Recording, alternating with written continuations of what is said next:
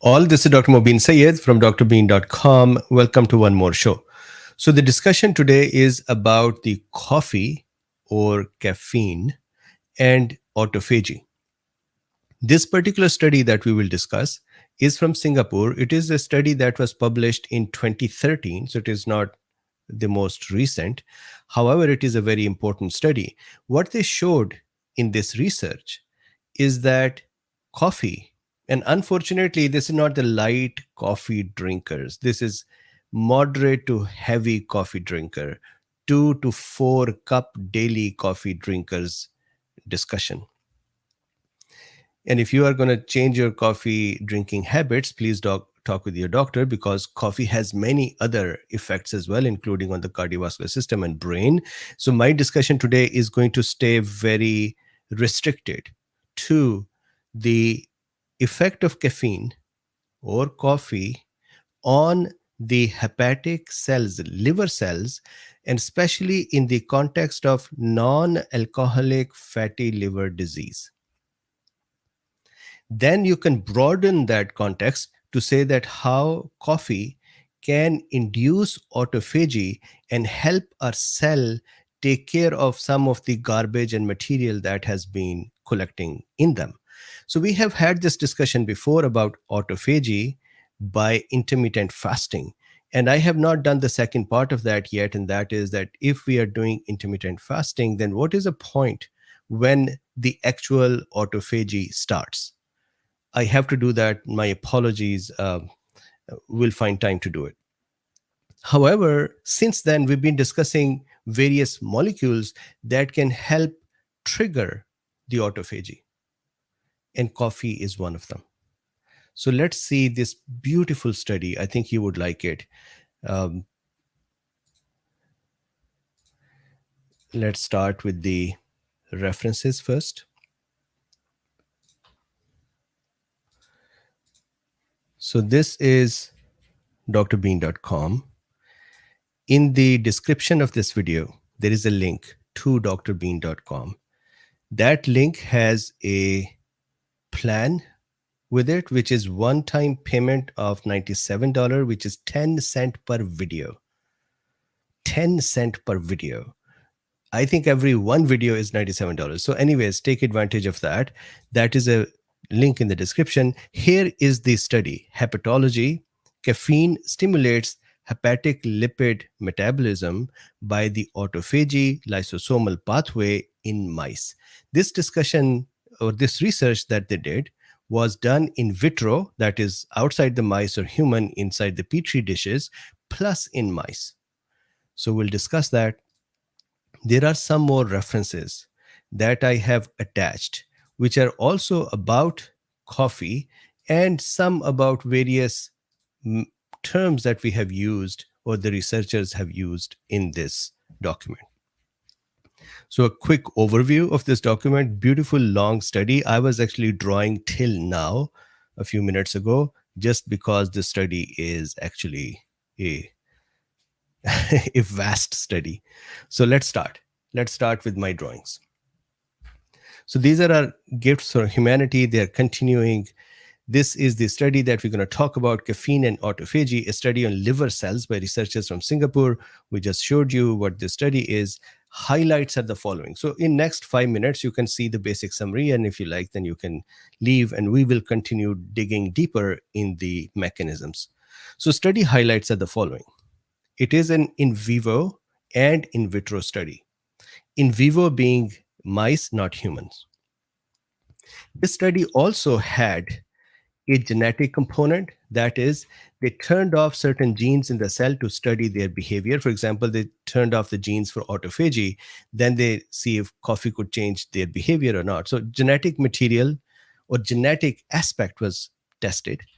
Pharmacological aspect, for example, chloroquine is a known autophagy inhibitor. And you can actually think about it. We've been talking about hydroxychloroquine and chloroquine for a long time nowadays. Chloroquine or hydroxychloroquine's function is to reduce the acidity of the cells, especially their lysosomes or their vesicles. So when the vesicles become less acidic, then these vesicles do not operate optimally, and especially then they do not help bacteria or viruses and other things. At the same time, for autophagy to occur, the lysosomes have to be super acidic. That is the stomach of the cell. The stomach of the cell has to be acidified. So in the presence of chloroquine, that acidification does not occur, and that inhibits or reduces autophagy. So they used chloroquine as an inhibitor of autophagy and then saw if the caffeine continues to work or not. And of course, they saw it didn't work. Then they also did some metabolomic studies as well, and that is that they fed the mice with lots of fats. They tried to make the mice fat. Now, some mice were given caffeine, some were not. And those mice that were given caffeine and they were given high fat diets to make them fat, they did not become fat. And their livers did not become fatty. On the other hand, the mice that were given fats and were not given coffee, their liver started accumulating fats and these mice started gaining weight as well. Now, what did they say about the study? We're still in the summary. In the study, they said, it is known from other studies that coffee increases fat oxidation or reduces fats in the body, especially in the liver. They said this is known. However, what is not known is how does coffee do that? So they found the mechanism, or they investigated the mechanism, and they found that the mechanism is not traditional lipid breakdown mechanism. What does that mean? All of our cells have ways to make things. They can make amino acids or proteins. Our cells can make lipids. Our cells can make glucoses and so on. Similarly, our cells know how to break them as well into smaller pieces and then use them for energy or building other material. So researchers wanted to understand, does caffeine trigger, enhances, increase the traditional lipid breakdown mechanisms, or does it have a different mechanism? And to their surprise, they found that the mechanism was through autophagy. So that's the new thing that was added by this study. So they found out in this study, and we'll go in the detail later, we are still in the summary. They found out that with coffee, the lysosome, stomach of the cell, and the phagosome, the vesicle that is collecting the trash from within the cell, these are formed. Their formation is triggered. Then it is encouraged that they come together and they fuse, and the digestion of various things occur. They also found, this is the very interesting part. So my colleagues, the physicians, the nurses, NPs, PAs, medical students, nursing students, hold on to your stethoscopes. This is beautiful. They found that caffeine actually triggers the formation of the raw material, which will be used to form phagosomes and lysosomes. So not only it encourages them to function, it actually actively helps the cell to build the raw material, which will be used to build these machines, phagosomes and lysosomes. What a beautiful mechanism in there. So they also found, the researchers, something that was very interesting. So imagine you are a cell, I am a cell, one cell, not many, one cell. Inside the cell, there are mechanisms that are going on, millions of mechanisms. One of the mechanism is the autophagy, right? There are other mechanisms as well inside the cell that suppress autophagy. And they do that intentionally. Our cell always have mechanisms to increase something or to reduce something, and there is always a balance between them. And the researchers found that inside the cell, those mechanisms that will suppress the autophagy the inhibitors of autophagy inside the cell were inhibited by caffeine. So here, check this out. We are still in the summary. Researchers found that a protein called mTOR, then hepatic amino acids, which are protein formation building blocks, and sphingolipids in the liver. Sphingolipids are lipids with proteins, and they're present especially in the neuronal systems, but here in the liver they're found as well. So sphingolipids, hepatic amino acids, mTOR, these all are suppressors of autophagy. In their presence, autophagy is reduced. So guess what coffee does? It actually suppresses them. So if you see here, this little diagram here, and the credit goes to a different artist. I was not so artistic to make this beautiful caffeine here. So I copied it from somewhere. So here is caffeine. And caffeine is the little superheroine here. And what she is doing, or what caffeine is doing, is it is causing mTOR levels to reduce. mTOR protein, it's a protein, it's an enzyme. It's in the cells. mTOR's function is to inhibit. So it is, mTOR is required, sorry, mTOR's function is to, mTOR is the one that would inhibit autophagy. So it is necessary to inhibit mTOR to initiate autophagy. So this guy, mTOR, has to be broken down before autophagy can start. And guess who breaks it down? We saw that intermittent fasting does it. We also see that caffeine does it. In addition to that, caffeine alters the amino acids. Amino acids are the building blocks of proteins. Every cell is making protein, so it needs amino acids. Caffeine alters the amino acid balances in a way that autophagy starts. Caffeine alters the sphingolipid balances in a way that autophagy is triggered. So all suppressors of autophagy are suppressed by caffeine. Beautiful. Then the researchers did one more in vivo experiment.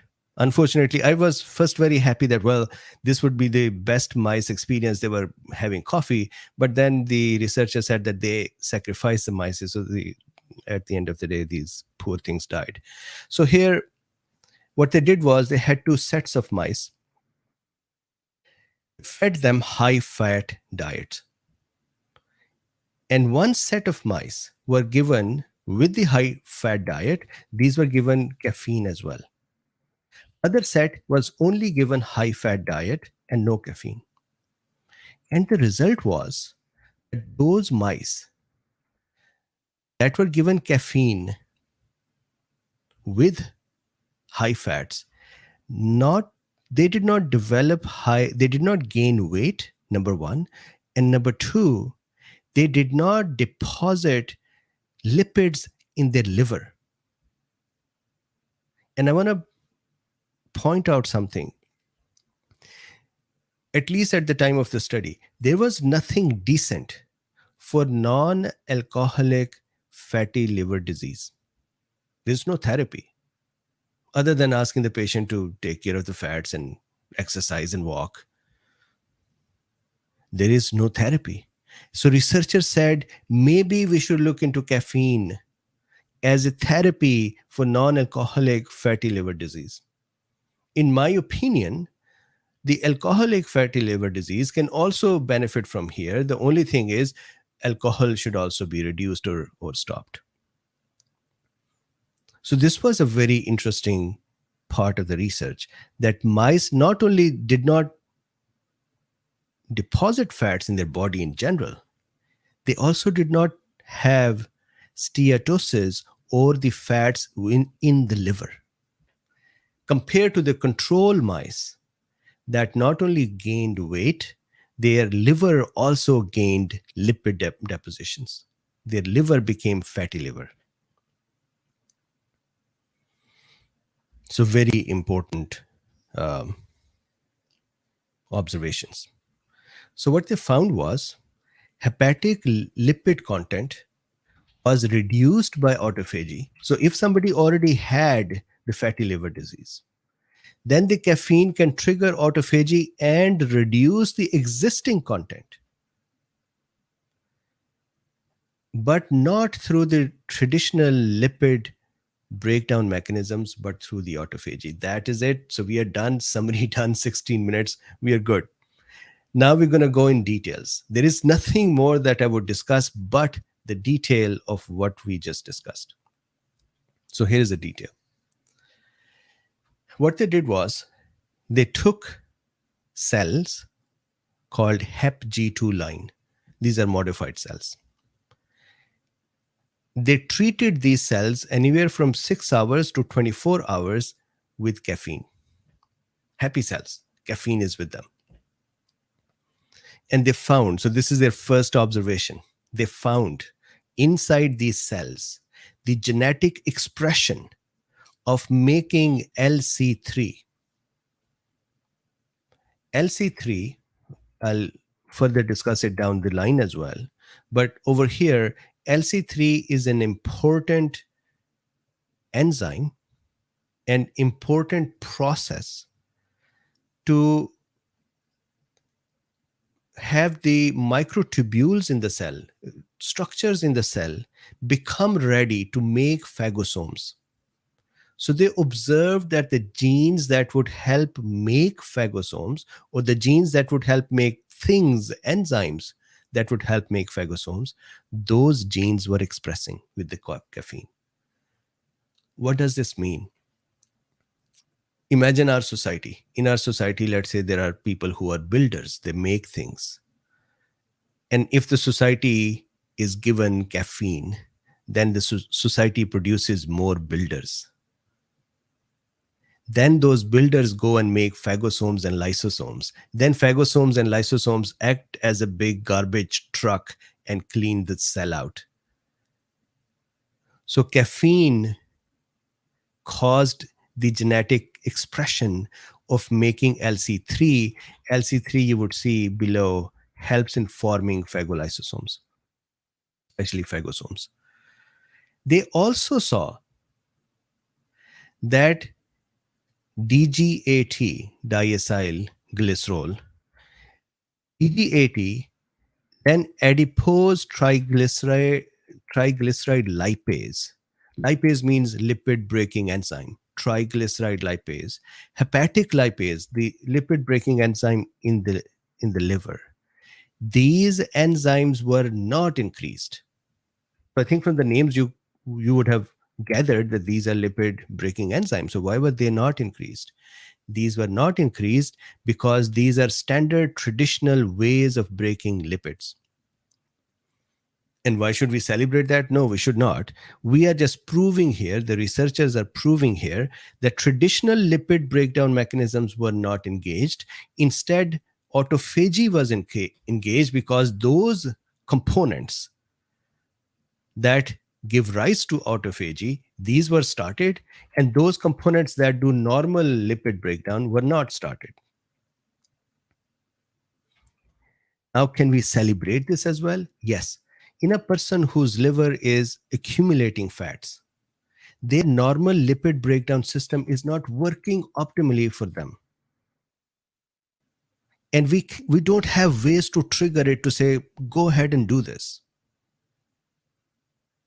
So caffeine can create a bypass and says, you know what, you guys are not helping, so fine, don't help. We will bring our own garbage trucks, we will pick up these fats, and we will break them separately. That's what caffeine starts, autophagy. Next, researchers observed. So as much as I'm excited to discuss it, this is really people who did the research. It's their excitement, it's their beauty. Next they found was that not only caffeine helped make products that will make phagosomes. So here in this diagram, this central part is a phagosome. Phagosome is a little pocket within a cell, a garbage truck, if you will, which connects with another pocket in the cell, another truck The other truck is filled with dangerous acids and enzymes. When this truck, the garbage truck, is filled with trash, unnecessary things, or the things that are lying around. Autophagy's benefit, for example, in the case of spike protein, the benefit of autophagy is not just that it does the breakdown of things. The cell has other mechanisms to break down the things. But the thing is, when autophagy triggers, then those things that were not getting broken down, those will start getting broken down as well, even to the point that if you accelerate the autophagy too much, the whole cell will be destroyed. So the autophagy truck is filled with what? I didn't say yet. It is filled, and then it is connected with the acids. The acids are dangerous biohazard material. These are acid proteases. That means they break down proteins. They are hydrolases. That means they hydrolate various substances to break. You put water in things and break them down, dilute them and destroy them. They are lipases. They are lipid breakdown enzymes. Now, what does this truck get filled with? It is such a beautiful thing. This phagosome, which is triggered by caffeine, co-locates itself near the lipids of the cell. It goes near the lipids of the cell. It is actually worth seeing in their diagrams. Let me show you. Sorry, went to the end. So first, if you see here, can I make it bigger? I can make it bigger, but then I cannot move it easily. I cannot move it.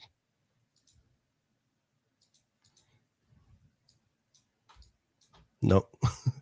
one of the, anyways, if you see here in this diagram, these red arrows here, which are really tiny to see, these are the phagosomes that are being formed, which were triggered by caffeine. Then here, this one, this is, I wish it was better. So check this out. In this diagram, the blue one, so if you see here, the bottom row is caffeine and the top row is control. Control means these were not caffeinated. The one below are caffeinated. Here, the blue ones and the green ones. The blue ones are lipids and the green ones are coffee triggered phagosomes. And if you put their overlap over here, you see that phagosomes co-located with the lipids to destroy them. So what these trucks were doing, the phagosomes were doing, they were built near the lipids. They were shoveling the lipids in them. They were filling with lipids. That's why all these lipids are sad. And that is why these lipids are saying, we hate coffee. And then this phagosome and lysosome will combine together and the lipids will be destroyed. So that's another thing they observed. Then next concept, this is beautiful. This one is awesome. What they did was they saw that with the caffeine, when the cells were treated with caffeine, they found that in those cells, the production of enzymes called ATG7, ATG5, and beclin increased. You might remember this from my previous discussion as well, beclin and mTOR. We talked about it in intermittent fasting's mechanisms and with spermidine. ATG7 and ATG5 are enzymes that are necessary to build phagosomes. Look, phagosome is a lipid bilayer or phospholipid bilayer vesicle pocket. It's not just going to appear from thin air. We would not just wish it in. It has to be built. So these little things, ATG7 and 5 and beclin, these are the ones that help build the phagosome. These also help build the enzyme, the acidic enzymes that would break down things in the lysosome. So we call them pro-autophagy material. the material with which we will make trucks and the biohazard material, which would in turn shovel the garbage and destroy it. ATG7 is increased, ATG5 is increased, Becklin is increased. Beautiful. And what did they do? If you knock out the genes, for example, ATG5 and 7, and then you put caffeine on these cells, then those cells cannot do phagosome or autophagosome or autophagy. Why not? Because caffeine wants to use the autophagy mechanism. And if you have knocked out the genes that produce those materials or builders to make phagosomes, then caffeine cannot do anything. So we go back to our previous analogy. If the society has the coffee, but the builders, the people who make the builders are not there, then we would not have builders even when we have coffee. So this was another experiment they did, which proved that caffeine was not doing lipid oxidation. Lipid oxidation means breakdown of the lipids through traditional pathway. It was breaking them down through this autophagic pathway. Next. I think you would love this one. Next. This is such a beautiful concept. Check this out. Here is a mitochondria, right? Mitochondria in them have electron transport chain. We know that electron transport chain gets the raw materials that we have eaten, then it gets oxygen, and then it works on that and creates ATP. Mitochondria does a bunch of other things too. But this is an important part, respiring by the mitochondria. Researchers found that a cell that is loaded with fats, they called it fat-loaded cells. A cell that is loaded with fats cannot have its mitochondria run at its full capacity. So they expressed it this way. They said respiratory capacity of the mitochondria is diminished in fat-loaded cells. And guess what happens with caffeine? So when you put caffeine on those cells that already have fat, not new cells who might get fat, but the cells that already have fat. So for example, non-alcoholic fatty liver disease patients, they have already fat sitting in their cells. It's killing their liver. Their cells also do not have their mitochondria functioning optimally. When they put caffeine on those cells, caffeine created fatty acid oxidation. It triggered fatty acid oxidation, I should take that back. Fatty acid oxidation in the fat-loaded cell causes mitochondrial system to work, but fat-loaded cells eventually have the mitochondria work less. Caffeine comes and reverses that. So caffeine protects the mitochondria from getting overloaded by the lipid oxidation materials and the processes. The end result is mitochondrial electron transport chain activity is improved. Mitochondrial oxygen consumption is improved, which was reduced. Both of these were reduced in cells that were fat loaded. So mitochondrial improvement. They did say that the researchers did not see the mitochondria to be producing more ATP afterwards, but they saw that mitochondrial capacity to respire improved. So that's very important. Caffeine did that. Then next, this is also very interesting. Remember, autophagy now has two parts to it. Make a phagosome, have a truck, fill it with the trash that is lying around, and then bring in lysosomal system or another pocket filled with acids, bubbling acids, fuse these two things together, and the acids will spill into the phagosome, which is filled with the trash. And when these acids would spill there, they would destroy the trash.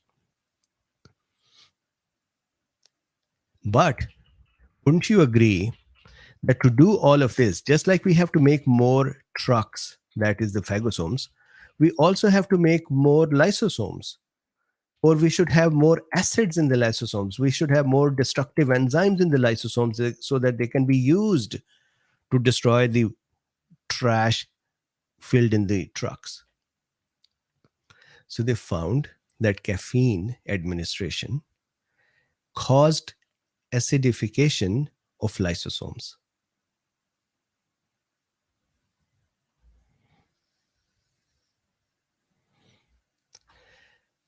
Then, and how did they prove that? Before I go forward, it's just such an interesting mechanism. Then they gave chloroquine on to those cells. Chloroquine reduces the acidification. So now the caffeine's mechanisms were disrupted. So back here. Then what they saw, and less drawings here because my time to continue to draw ran out. So concept here. This is in vivo part, the mouse part. Here they said when we started feeding the mice with caffeine or administering caffeine to them, they saw that mice's hunger reduced, although they said not significantly, but they ate less.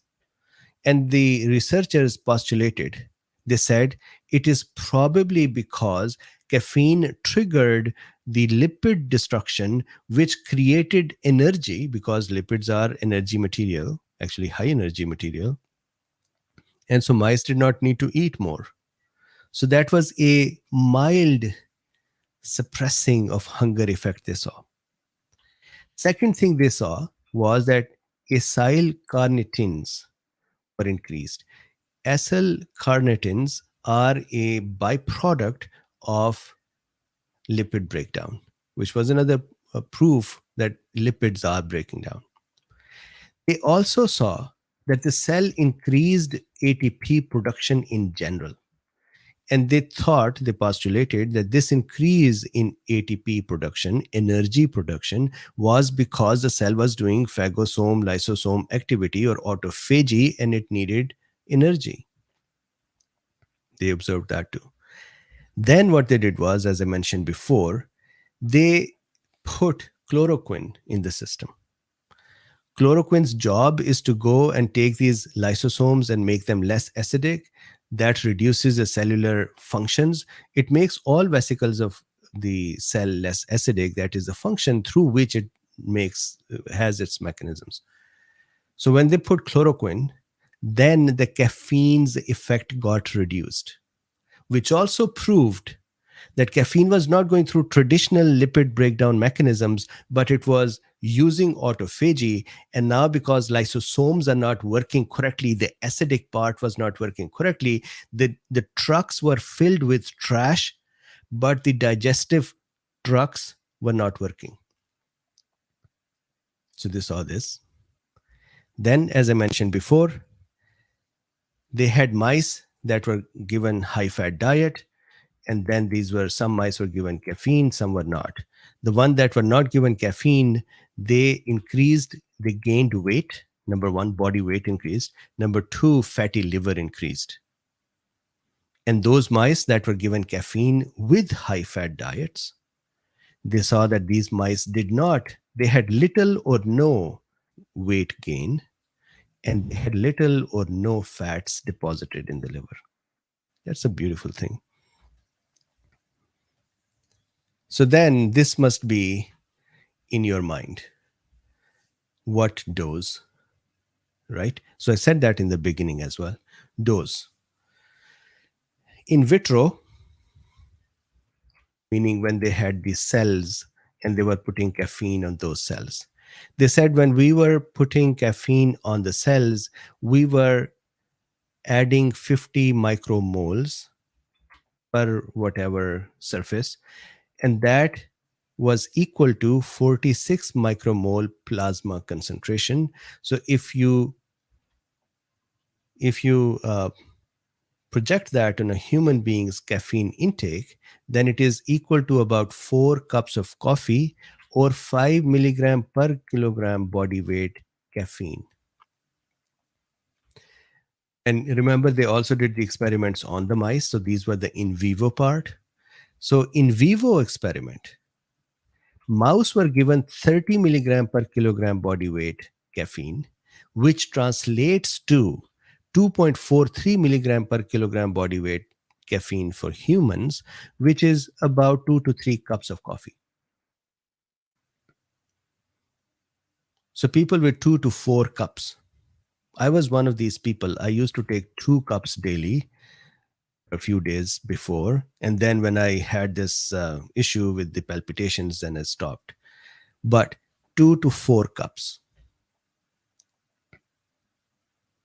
That is the study. That is the mechanism they saw. So I want to show you a couple of diagrams, as much as this system does not show in a good way, but still, if you see here, I believe this cell is a control cell. Control cell meaning, let me make sure. I think this is a control cell. This cell was given oleic acid. Then here, this cell was given oleic acid, that is lipids, let's say, plus caffeine. And they are showing you here these little black things that are forming, and this little arrow, these are the phagosomes that are co-locating next to fats and trying to break them down. So that is one very interesting picture here. Then this is a co-location of the, I have learned to show it. So this top one is control, and this bottom one is caffeine. So if you see here, they have, when they put the caffeine, then here, these little yellow things and green things, these are phagosome, lysosome being put next to fats. So these are fat chunks, and the phagolysosomes or autophagy machines are co-located there, and they're working on that little trash, and they're shoveling it up and destroying it. So there's a beautiful picture. And then they have some more pictures as well that are interesting. For example, here, if you see, this is also, so this is I believe this cell A is control, meaning it doesn't have caffeine. The cell B, this one on the right, has caffeine. And if you see these squiggly little starry night type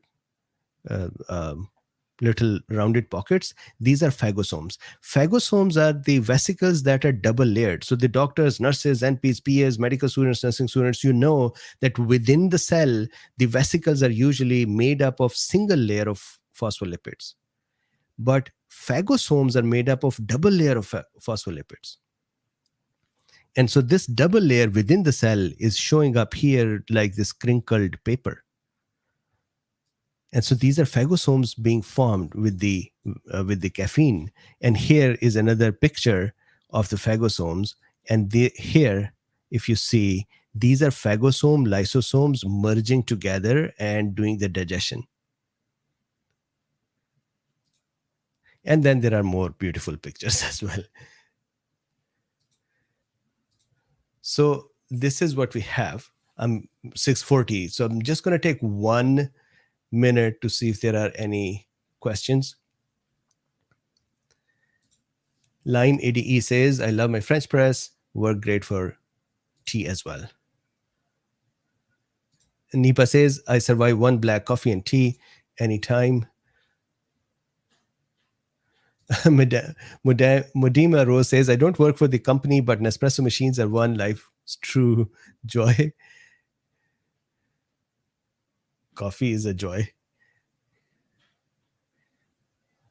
So John says, 2 tiny cups of Cuban coffee for me, one in the morning and the other before 2 p.m. Very good. So I want to know, do you take coffee, whoever you are? Do you take coffee how much coffee do you take? Do you ever feel any effect that if you're not taking coffee, what happens? Other than the nervous system, we know that that happens. Any other changes you see that you experience? I love coffee as well, although I go to Starbucks, which people say is not the highest class I have. But anyways, I love coffee too. So if you tell me about your coffee drinking, I would love to read it. Shelly says, I drink 2 cups of coffee per day. Should I drink 3 cups per day? I can't say it until you talk with your doctor, because coffee can cause palpitations. It can cause hyper alert thing and cause tremors. And so there can be lots of things that can go a little overboard with coffee as well. So just talk with someone. But this study, 2 to 4 cups of coffee daily. So they said it is for the moderate to high coffee drinkers. Idania says, he reads my mind. Yes, I always do. So with this, thank you very much for being here. I cannot do a chit chat today. So I have to do a little task. So I can't do chit chat today. My apologies for that. Please like, subscribe, and share. If you don't want to do anything, just like it. And that would help this. These long videos usually don't go much farther because people don't want to watch longer ones. But if you can support this, you can like, subscribe, and share. We are almost about 10,000 subscriptions away from 600,000 subscriptions. So maybe subscribe as well. There's a link in the description for buying Dr. Bean plan, and it's 10 cents per video. Imagine such videos and getting that for 10 cents. It's free, it's cheap. It's actually a crime to sell them for 10 cents. So there is that link. If you want to support this work, there are links to buy me a coffee. There is a link that you can use for PayPal. There is a link to become member of Substack. There's a link to become member of YouTube, Locals, and so on. So thank you very much. I would see you tomorrow. Bye-bye.